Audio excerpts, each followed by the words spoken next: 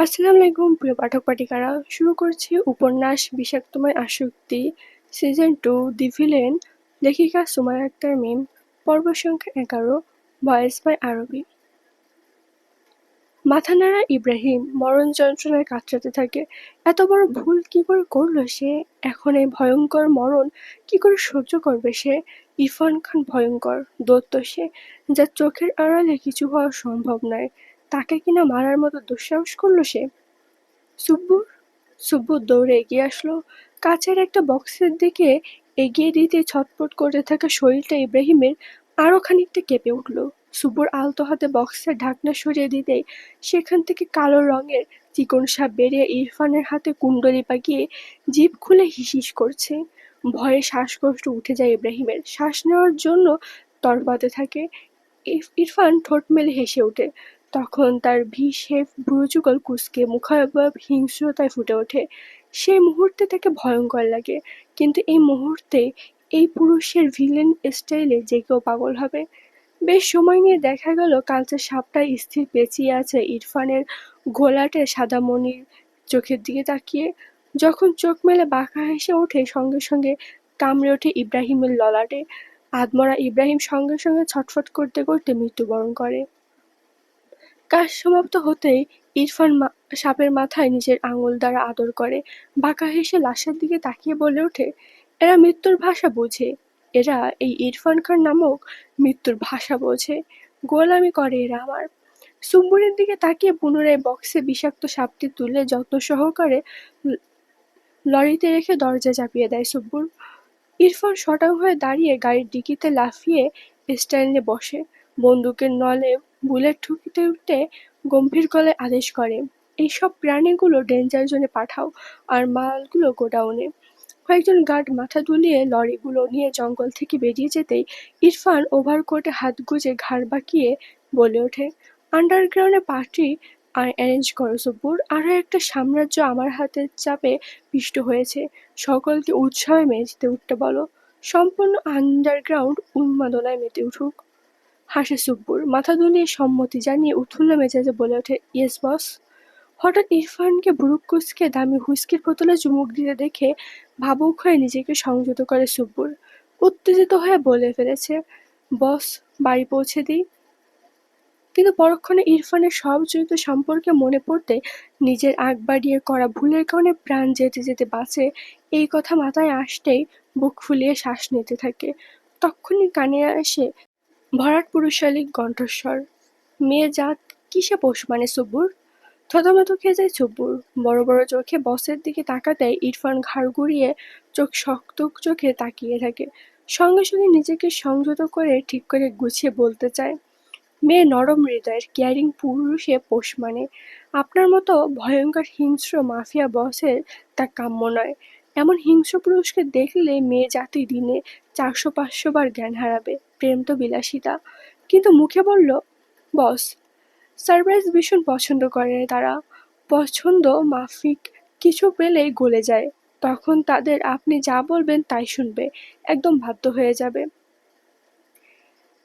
বলেই হেসে ওঠে সুব্বুর। ইরফানের দিকে তাকাতেই হাসি থেমে যায়। ইরফান গাড়িতে চাপতে চাপতে গম্ভীর গলায় বলে, থিওরি ভুল প্রমাণিত হলে তোমার স্থান হবে সার্কাসের শার্কের পেটে। আঁতকে ওঠে সুব্বুর, থরথর করে কাঁপে। মাফ চাইতে অগ্রসর হওয়ার পূর্বেই হাওয়ার গতিতে বেরিয়ে যায় ইরফানের কালো দামি গাড়িটি। সুব্বুর ঘেমে নেয় একাকার, কপাল চাপড়াতে চাপড়াতে আল্লাহকে ডাকে, আপনার কাছে নেওয়ার আমার এত আয়োজন খোদা, মনে হচ্ছে একটা অসম্পূর্ণ চাহিদা রেখে মরতে হবে। এই যাত্রায় বাঁচিয়ে দিন খোদা। ঝড়ো হাওয়া বিছানায় থেকে লাফিয়ে ওঠেই আয়ানা, হাতের গল্পের বইটা রেখে জানলা ভেদ করে বাহিরে তাকাতেই দেখতে পায় বিদ্যুৎ চমকাচ্ছে। বিদ্যুৎ চমকাতে দেখে কলিজা ছ্যাদ করে ওঠে তার। হাতের বইখানা সাইড টেবিলে রেখে দৌড়ে বারান্দায় এগিয়ে যায় দরজা চাপিয়ে দিতে। ভয় হয় এই আলোর ঝলকানি। অন্ধকার বারান্দায় পৌঁছাতেই সঙ্গে সঙ্গে তুমুল বৃষ্টি নেমে আসে। দরজা আটকে ফিরে আসতে যাবে দেখতে পায় বিশাল দুটো গাড়ি প্রবেশ করে। বিশাল গেট পেরিয়ে একই সঙ্গে অপর গেট ধরে আসে বিশাল একটা হলদে লরি। কিন্তু আয়ানার নজর সেদিকে নেই। যখনই দেখল ঈগল সাপের পেঁচানো গাড়িটা, সঙ্গে সঙ্গে 1 মিনিট না দাঁড়িয়ে দরজা আটকেছে কি আটকেনি সেটা খেয়াল না করে কমফোর্টার মুড়িয়ে চোখ মুখ চেপে বিছানায় শুয়ে পড়ে। আল্লাহ আল্লাহ বলে দোয়া পড়তে থাকে অসংখ্যবার। আল্লাহ রাব্বুল আলামিন, আজ যেন রাক্ষসটা এই কক্ষে না আসে প্লিজ। 1 মিনিট, 2 মিনিট, এমন কয়েক মিনিট পেরিয়ে যেতেই মুখ তুলে কমফোর্টার থেকে বেরিয়ে আসে আয়ানা। ঠোঁট মেলে হেসে ওঠে যখন দেখতে পায় ইরফান অনেক সময় পরেও আসেনি। দীর্ঘশ্বাস ফেলে উচ্চস্বরে বলে ওঠে, আল্লাহ সুখ। ঠাস ঠাস শব্দ হতেই আত্মা কেঁপে ওঠে। একলা হয়ে বিছানায় বসে থরথর করে কাঁপে। শব্দ দ্বিগুণ হয়। এইবার যেন দরজা ভেঙে গুঁড়িয়ে দেবে শক্ত হাতের আঘাতে। ভীতু আয়ানা বুকে জোরে জোরে লাফাচ্ছে। ঘাড় ঘুরিয়ে আড়াআড়ি তাকিয়ে ভয়ে চোখ বুজে নেয়। এই তো দানবটা পুরুষালী ভয়ঙ্কর শরীরের গঠন কাচের দরজায় স্পষ্ট।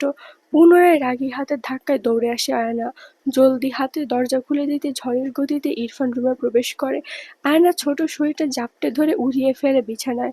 নরম হাত চেপে ধরে বিছানার সাথে। পুরুষালী শক্ত হাতে চাপে ব্যথায় কুঁকড়ে ওঠে আয়না, কিন্তু শব্দ করে না। চোখ বুজে নেয়, মুখ বুজে সহ্য করে। ইরফানের হুস নিঃশ্বাস মুখে আছড়ে পড়তে আয়না আরো মিয়ে যায়। সাহস বেড়েছে, হুম?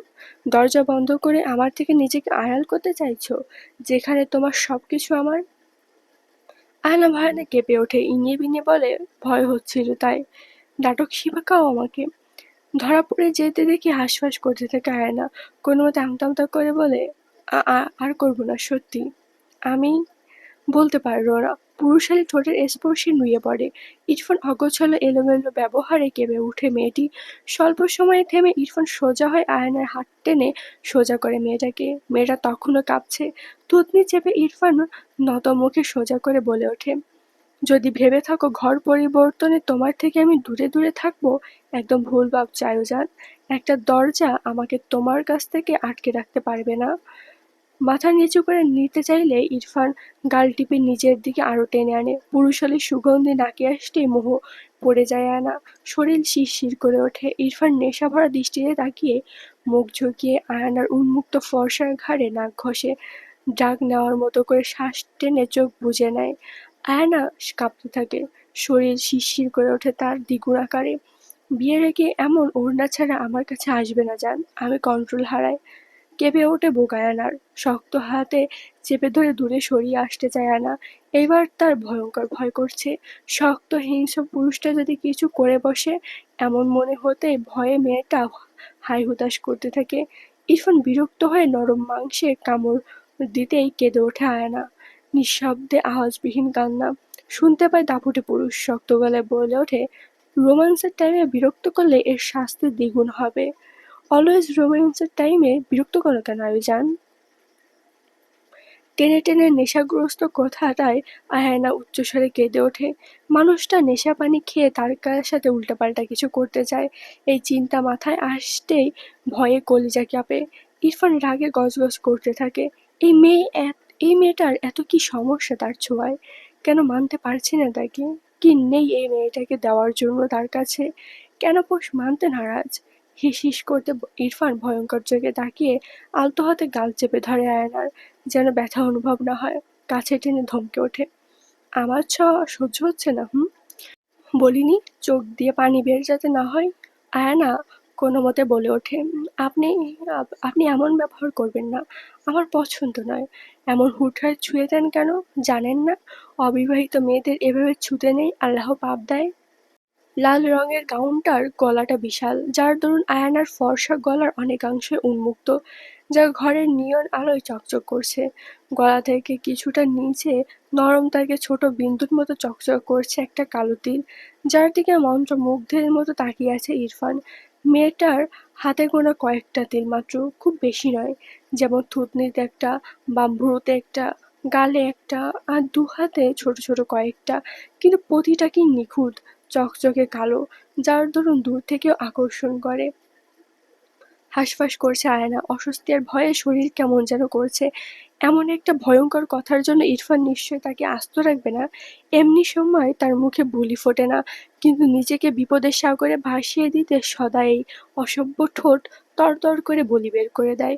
তার উপর ইরফানের এমন দৃষ্টি। প্রচণ্ড শীতের তাড়নায় ওড়না খুলে শাল জড়িয়ে এত সময় বয়ে মুখ গুজে ডুবেছিল সে। যখনই ইরফান খানকে বাড়ির সদরে দেখেছে, দৌড়ে শাল-টাল ফেলে কমফোর্টারে নিজেকে আড়াল করেছে। নিজেকে আড়াল করতে চায় এমন ভয়ঙ্কর দৃষ্টি থেকে লজ্জায় শরীর মিয়ে আসতে যায় তার। বয়স কত তোমার? থুতনিতে পুরুষালি শক্ত আঙুলের স্পর্শ পেতেই গোল গোল চোখে তাকায় আয়না। এই মুহূর্তে দেখতে তাকে কেমন বাচ্চা বাচ্চা জীবন্ত পুতুল লাগছে। ইরফান ঠোঁট কামড়ে আয়নার সে আকর্ষণীয় তিলের দিকে দৃষ্টি রেখে নরম স্বরে বলে, স্পিক আপ মেরি জান। শরীর কেঁপে ওঠে আয়নার। কি ঠান্ডা আর নেশাক্ত গলা! তার চেয়েও ভয়ঙ্কর তার বেসামাল দৃষ্টি। এই মুহূর্তে তাকে কোনো ভয়ঙ্কর মাফিয়া বস নয়, বরং এক ভয়ঙ্কর প্রেমিক পুরুষ মনে হচ্ছে, যার এই মুহূর্তে তার আয়োজনের দিকে ঘোর লাগানো দৃষ্টিতে তাকিয়ে থাকা ছাড়া কোনো কিছুর হুঁশ নেই। সবসময় হিংস্রতা বিরোধ করা পুরুষালী সত্তা যেন অতলে হারিয়ে যায়। আয়না কিছুটা স্থির হয় যখন বুঝতে পারে তাকে আঘাত করবে না তার ছটফটানি কথার দরুন। সে ধরে নিয়েছে এই কংক্রিটের মতো শক্ত পুরুষশীলী হাতের থাবায় আরেকটা দাঁত পড়বে নিশ্চয়ই তার, আর না হয় শরীর থেকে মাথা আলাদা করে দিবেই। ইরফান খান তার মুখের উপর কথা বলা শুনতে পারে না। সে যেই ভুল করে, জঘন্য অবস্থা করে এই হিংস্র বাদশা তার। ইরফান জানে তার বয়স, তবু আয়না মাথা নিচু করে ছোট ছোট করে বলে ওঠে, 16 বছর 3 মাস। ইরফান তখনও গম্ভীর, দৃষ্টি পরিবর্তন হয়ে এখন আয়ানার নরম হাতের দিকে তীক্ষ্ণ দৃষ্টি বুলিয়ে ঠোঁট কামড়ে হাসে। খপ করে নরম হাত নিজের হাতের মুঠোয় নিয়ে খালি বুকে স্পর্শ করতে আয়ানা কেঁপে ওঠে। ইরফান খানের বিবিজান হওয়ার জন্য এত তাড়াহুড়া যে আইন ভঙ্গ করতে চাইছ? ডোন্ট ওয়ারি, তোমার এই মাফিয়া হাজব্যান্ড নিজের সকল আইনের সাম্রাজ্য নিয়ে বসে সে আইন তৈরি করতে পারে। তোমার শখের জন্য না হয় আরেকটা নতুন আইন তৈরি করে নিব। বড় বড় চোখে তাকায় আয়না। ইরফানের কালচে পুরুষালী ঠোঁটের কোণে বাঁকা হাসির রেখা। চমকে ওঠে সে। কি বলছে ভিলেনটা? মাথার উপর দিয়ে যাচ্ছে তার কথা সব। আয়না ড্যাব ড্যাব করে তাকিয়ে থাকা চোখের পাতায় চুমু খায় ইরফান। কানের লতিতে হালকা স্পর্শ করে ফিসফিস করে বলে ওঠে, তোমাকে ছোঁয়ার রাইট শুধু শুধু এই আমার আছে। তুমি সম্পূর্ণটাই ইরফান খানের ব্যক্তিগত। তোমার নিজেরও তোমার উপর কোনো রাইট নেই, শুধু আমি ছাড়া। থমকায় আয়না। ছটফট করে ওঠে ইরফানের শক্ত বাহুতলে। ছুটতে চাইলে ইরফান শক্ত হাতে নিজের পুরুষালী বুকে মিশিয়ে গালে ঠোঁট বুলিয়ে দিতেই আয়না চেপে শক্ত করে চোখ বুজে নেয়। শ্বাস বন্ধ হয়ে আসছে তার। ইরফান পুনরায় গম্ভীর গলায় বলে ওঠে, আর পাপ? বলে বাঁকা হাসে। আমি সম্পূর্ণটাই পাপের বাদশা। মুখ তুলে আয়না দুই গালে আলতো করে কপালে কপাল ছুঁয়ে হিস হিস করে বলে ওঠে, কিন্তু তোমাকে ছোঁয়ার মধ্যে কোনো পাপ নেই। ফার্স্ট অ্যান্ড লাস্ট টাইম আমার ছোঁয়াকে নিজেকে পাপী বললে দুনিয়া জ্বালিয়ে ছাড়খাড় করে দেব। তুমি আমার পাপিষ্ঠ সাম্রাজ্যের সবচেয়ে পবিত্র এবং স্নিগ্ধতম ফুল, যার দিকে ভুল করেও কারোর দৃষ্টি আমার সহ্য হয় না। আর কখনো নিজের থেকে আমাকে আড়াল করতে চাইবে না জান। তাহলে আই উইল ডিস্ট্রয় এভরিথিং। ভয়ে কাঁপে আয়না। সে আরো ভাবল লোকটা তার কথা মাথায় রাখেনি। এই পুরুষ কিছু ভুলে না। হয়তো সে তাকে আঘাত করবে না, কিন্তু আয়ানার একটা ভুল সিদ্ধান্ত তার চারপাশকে ধ্বংস করে দিবে। থুতনিতে কামড় পড়তে ভয়ে সরে যেতে চায়। ইরফান পুনরায় টেনে বুকে আগলে ধরে। গলায় শক্ত গলায় বলে ওঠে, মনে থাকবে? আয়না ছটফট করে মাথা নাড়ায়। মিনমিন করে বলে, হুম, থাকবে। বিছানার পাশে আয়নার এলোমেলো ওড়না তুলে ইরফান গায়ে জড়িয়ে দিতেই পিটপিট করে তাকায় আয়না। ইরফান আয়নার কানে চুল গুজে দিতে দিতে গম্ভীর স্বরে বলে ওঠে, বরাবরই অধৈর্য আমি। অপেক্ষা করা পছন্দ নয় আমার। আগামীকালই তোমাকে সম্পূর্ণরূপে আমার চাই। থমকে যায় আয়না। চোখ দুটো ছলছল করে ওঠে ওর। ঘাড় বাঁকিয়ে তীক্ষ্ণ দৃষ্টিতে ইরফানকে তাকিয়ে থাকতে দেখে গাল চেপে ধরে। কাঁদবে না। আমার সময় চাই। চেতে ওঠে ইরফান। শক্ত হাতে মুখ চেপে ধরে এবার আয়ানার। এগিয়ে আসতে দেখতেই চোখ বুজে ফেলে আয়ানা। কানের কাছে এসে ইরফান ভয়ঙ্কর গলায় হুঙ্কার ছাড়ে, যখন থেকে আমার নজর পড়েছে তোমার উপর, তখন থেকে তুমি সম্পূর্ণ ইরফান খানের হয়ে গিয়েছ আইজান। এই পৃথিবীতে তুমি আমার ছাড়া অন্য কারণ নয়। নরম মনের মানুষ আমি নয় যে ছাড় দিব তোমায়। হিংস্র হায়ানা আমি। তুমি আমার না হলে খুবলে নিব সবকিছু। এ কয়েকদিনে বুঝেছো তো ঠিক কি কি করতে পারি। আয়না নিঃশব্দে কাঁদে, ইচ্ছা করছে নিজেকে শেষ করে দিতে। পরক্ষণে ইরফানের ভয়ঙ্কর হিংস্র হাসকি কানে আসতেই চোখ সরিয়ে বিছানায় হাত চেপে ধরে। ইরফান হাত বাঁকিয়ে পিঠের সাথে তাকে চেপে ধরে। তোমার শখের চাঁদের হাট মরুভূমি হয়ে যাবে, সঙ্গে তোমার মনি দি সবকিছু। আয়না এবার কান্নাক্ত স্বরে বলে ওঠে, না না না, প্লিজ না, করবো বিয়ে, করবো তো। এমন করবেন না, দয়া করুন। আমি করবো। জলের ধারা বইছে অবিরাম। পুরুষালী ঠোঁটের আঘাতে নিঃশ্বাস আটকে আসছে আয়নার। হু হু করে কেঁদে ওঠে, কিন্তু কোনো আওয়াজবিহীন। ইরফান ঝাড়ে সময় নিয়ে। দেখতে তাকে হিংস্র লাগছে। তোমার বলতে শুধু আমি আছি, আর কেউ নই। এই বোকামি বারংবার নয় জান, শুধু আপনি। ইরফান বাঁকা হেসে হাত ছেড়ে দেয়, চোখের পানি মুছে দিয়ে কপালে চুমু খেয়ে বিছানায় আতশা হয়ে আয়নাকে বুকে জড়িয়ে মাথায় হাত বুলিয়ে দিতে বলে, তুমি আমার প্রেম নাও, আসক্তি আমার, বিষাক্তময় আসক্তি। যে আসক্তিতে আমি তীব্রভাবে আক্রান্ত। তুমি শুধু আমাকে দেখো, তাহলে তোমার চারিপাশ আমি আনন্দে মুড়িয়ে দিব। আমি ভালো না থাকলে কিচ্ছু ভালো থাকবে না আয়োজন, কিচ্ছু না। আয়না বুকে মুখ গুজে ঠোঁট কামড়ে কান্না আটকায়। কান্নাগুলো গলায় কেমন যেন যন্ত্রণার ওর দিচ্ছে। ইচ্ছা করেছে ছুটে পালাতে, কিন্তু পথ কোথায়? কিভাবে মুক্তি মিলবে এই জাহান্নাম, এই হিংস্র মানব থেকে? নাকি ধুকে ধুকে মরবে সে? স্যার, ইরফান খানের দুর্বলতা নাগাল পেয়েছি। মেয়েটা এখন খানবাড়িতে উপস্থিত। ইরফান খান প্রচণ্ড রকম ভালোবাসে মেয়েটাকে। এক কথায় জীবন সে মেয়েটা এই মাফিয়া বস ইরফান খানের। অপর পাশ থেকে কি বলা হলো জানা যায়নি, কিন্তু সেই কথা শুনে ভয়ঙ্করভাবে হেসে ওঠে লম্বা করে স্বাস্থ্যবান লোকটি। তার পাশে তার ৭-৮ জন লোক, সকলের মুখে ভয়ঙ্কর হাসি। লোকটা কুৎসিত হেসে বলে ওঠে, এত বছরে এই ইরফান খানকে ধ্বংস করার মহড়া সন্ধান পেয়েছি আমরা, যাকে কয়েক দেশের বড় বড় মাফিয়ার ডন মারতে পারেনি। তার প্রাণভোমরা সেই মেয়েটাকে মেরে দিলে ইরফান খান জিন্দা লাশে পরিণত হবে। তখন তাকে আর তার এই সাম্রাজ্যকে উড়িয়ে দিতে সময় লাগবে না। অপর পাশে নিস্তব্ধতা শোনা গেল না। লোকটার গালের ফ্যাকাশে চাপদাড়িতে হাত বুলিয়ে মিটমিট করে হেসে উঠল। ইরফান খান ধ্বংস হলে আমি বোমা আমার তৈরি বোমা দিয়ে সম্পূর্ণ কাশ্মীর উড়িয়ে দেব। আপনি এত উত্তেজিত হবেন না স্যার, শুধু টাকা পাঠাতে থাকেন, আপনার শত্রু এবার খালাস। অপর পাশে আবারও নিস্তব্ধতা। অপর পাশের উত্তেজিত ভীতু কণ্ঠের স্বরের কথাটা ইরফান খান সম্পর্কিত অতর্কিত খসরু পাঠান তামাশা উড়িয়ে দিল। সে জানে না ইরফানকে। সে ভাবছে ছোটখাটো কোনো মাফিয়া বস হবে হয়তো। কোনো প্রকার রিসার্চ ছাড়া মাঠে নেমেছে। অপর পাশের ব্যক্তি উত্তেজিত গলায় ঘামতে থাকে, কারণ সে তো খুব ভালো করে জানে ইরফান সম্পর্কে হুঁশিয়ারি করতে যায়, কিন্তু খসরু পাঠান উৎফুল্ল হয়ে বলে ওঠে, বর্ডারে অনায়াসে ঢুকেছি স্যার, আপনি অহেতুক চিন্তা করেছেন। চারিপাশে ইরফানের লোক যদি থেকেও থাকে, আমার লোকবল ৫০০ বেশি। আপনি চিন্তা করবেন না, রাখি কেমন? আপনি উল্লাসের ব্যবস্থা করুন। কথাটুকু বলে কল কেটে দেয় খসরু। নিজের লোকবলের দিকে তাকিয়ে খিলখিল করে হেসে ওঠে। সব প্রস্তুতি নে, বোমাগুলো তেলের ড্রামে ঢোকা। কোনো পুলিশ আটকাতে আসলে উড়িয়ে দিবি। কাশ্মীর থেকে ইরফান খানের রক্ত নিয়ে ফিরবো বলে হা হা করে হেসে ওঠে। সকলে কোনো ঝামেলা ছাড়া ছদ্মবেশে প্রবেশ করে। কাশ্মীরে সবকিছু জেনে খুব শান্তভাবে হয়ে যাচ্ছে কিন্তু এই নির্বোধ লোকগুলো এটা বুঝতে পারছে না, যার সাম্রাজ্যে দাঁড়িয়ে আছে সে না চাইলে একটা সামান্য প্রাণীও তার সাম্রাজ্যে পা রাখতে পারে না। এমন সেজেগুজে আরাম করে আসা তো বিলাসিতা।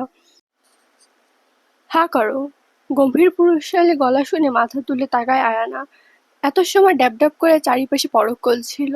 দীর্ঘ অনেক দিন হলো খানবাড়িতে সে, কিন্তু এতদিনে আজ এই বাড়ির প্রতিটা সদস্যকে এতটা কাছ থেকে দেখলো, বিশেষ করে ইরফানের আব্বু ইমরান খানকে। লোকটা বেশ স্বাস্থ্যবান, টান টান শরীরের অধিকারী, লম্বা। ইরফানের যা তার আব্বুও ইমরান খান পেয়েছে, তা ইমরান খানকে দেখলেই বোঝা যায়। গম্ভীর স্বভাব, লম্বা, সুদর্শন, সবকিছু ইমরান খানের কার্বন কপি হয়েছে। শুধু গায়ের রংটা মা আসফিয়া খানের মতো হয়েছে হলদেটে ফর্সা। এত লম্বা চওড়া আধপাকা ধরা চুলের ইমরান খানের বয়সের আন্দাজ করতে পারে না আয়ানা। বিশাল কাচের টেবিলে নানা বিদেশি আর দেশি খাবারে ভরপুর। যেহেতু সময়টা দুপুর, তাই খাবার টেবিলে ভারী ভোজনের ব্যবস্থা হয়েছে। বাহারি খাবারের সমাগম। আয়ানার চোখ বারংবার বিরিয়ানি ভর্তি রূপোর থালায় যাচ্ছে। ভাবুক মনে আওড়াচ্ছে, এরা ভাত কেন খায় না আজিব? এই পাকিস্তান কাশ্মীরে কি তার মতো ভাত লাভার নেই? শেষ খেয়েছে মনির বাড়িতে। সে পছন্দ করে সেই সুবাদে আলাদা করে সবসময় রান্না করা হতো। নাহলে আয়ানা দেখেছে চাঁদের হাটেও সবাই সারাদিন নাকে মুখে রুটি পরোটা চেপে ধরতো। এই সব তার কাছে অখাদ্য মনে হয়। আর এখানে তো আরো জঘন্য, 3 বেলা রাক্ষসটা সবুজ লতাপাতা খাইয়েই যাচ্ছে। Open your mouth. পুনরায় ইরফানের শক্ত গলায় চোখ পিটপিট করে তাকায়। ইরফান শীতল দৃষ্টিতে তাকিয়ে হাতের ভাঁজে ডিশ চামচ নিয়ে মুখে আগলে ধরে।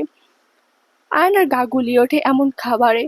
দাঁত মুখ চেপে পিছিয়ে যেতে নিতেই ইরফান শক্ত হাতে গাল চেপে ধরে ঠোঁট খোলে, অতঃপর বাধ্য করে সম্পূর্ণ মুখ খুলতে। আয়না ধীরে ধীরে মুখ খোলে, অসহায় দৃষ্টিতে তাকিয়ে থাকে। ইরফান ডোন্ট কেয়ার ভাবে খাবার মুখে পুরে পুনরায় চামচ নাড়াচাড়া করতে করতে শক্ত গলায় বলে, জিদ্দি জিনিস পছন্দ নয় আমার। পরবর্তী সময় থেকে যেন কথার বিপরীতে কিছু না করা হয়। কালো শার্ট পরিহিত ইরফানকে বরাবরই আকর্ষণীয় পুরুষ লাগে। এই মুহূর্তে তাকে আরো দ্বিগুণ আকর্ষণীয় লাগছে। সঙ্গে যোগ হয়েছে তার পেশিবহুল পুরুষালী হাতের মাঝে আয়নাকে খাইয়ে দেওয়ার দৃশ্য সকলের নজর কাড়ে।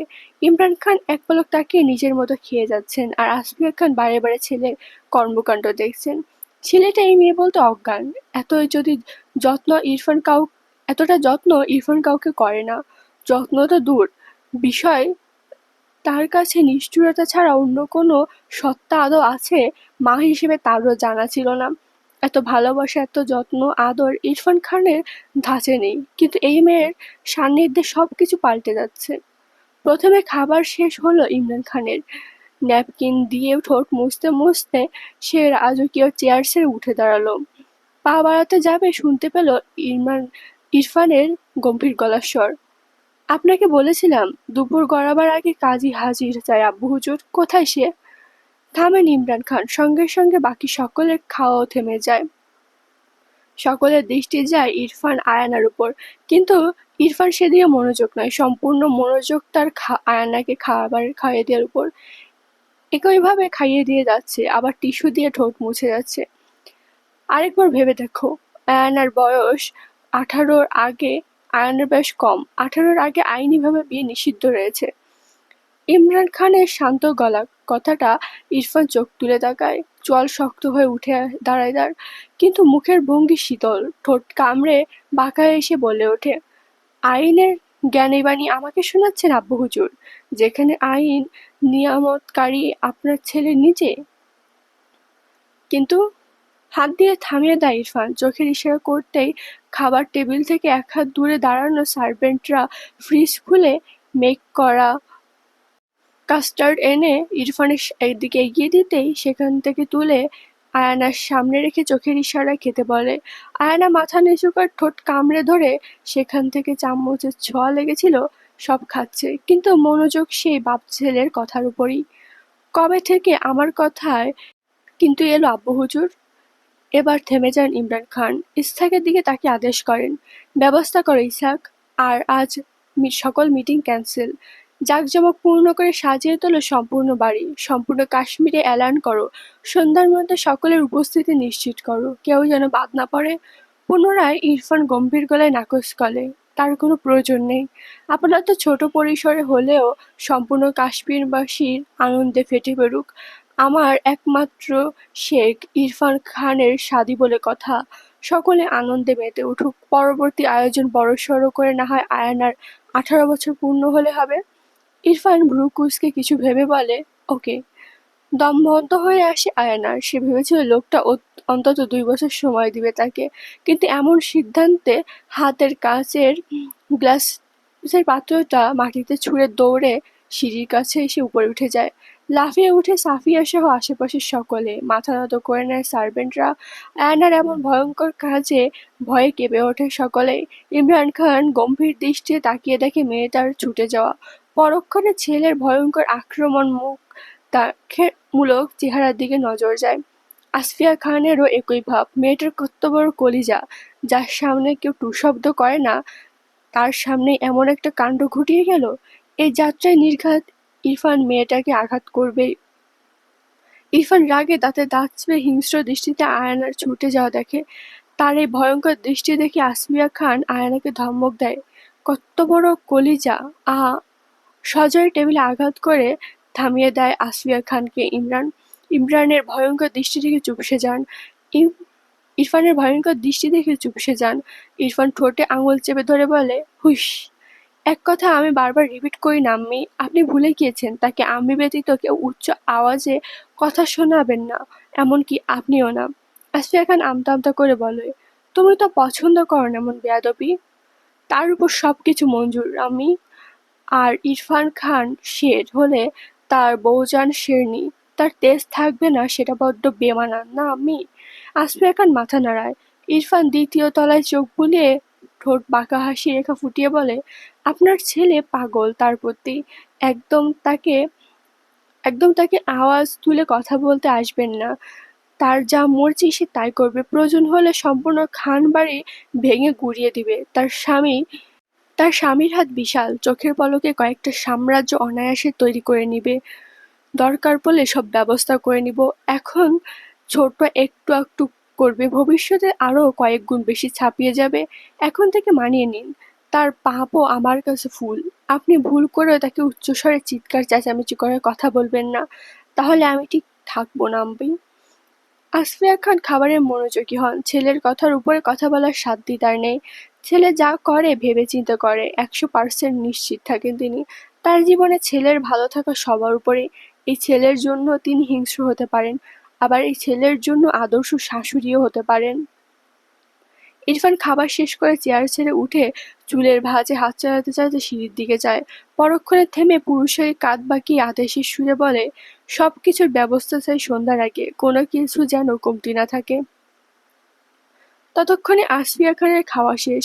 মুখে পান চিবোতে শুরু করেন। ইরফানের কথায় হেসে বলেন, সব ব্যবস্থা হয়ে যাবে। কিছু সময় পর ফ্যাশন ডিজাইনার আসবে, সঙ্গে যা যা প্রয়োজন সবকিছু। তুমি চিন্তা করো না। ইরফান গম্ভীরভাবে সিঁড়িতে পা চালিয়ে উপরে চলে যায়। আসফিয়া খান চারিদিকে তদারকি করে সাফিয়াকে সঙ্গে করে লকারের দিকে ছোটেন। সকল গহনা গাঁটি থেকে শুরু করে সব ইরফান ঠিক করে নিয়েছে, কিন্তু বংশীয় গহনা সব লকারে। তা নিতে ছুটে যান তিনি। সময় অল্প, এই অল্প সময়ে সকল ব্যবস্থা করে নিতে হবে।